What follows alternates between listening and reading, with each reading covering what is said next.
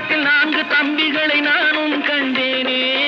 அது நாடகமா, இது நாடகமா, அது நாடகமா, இது நாடகமா.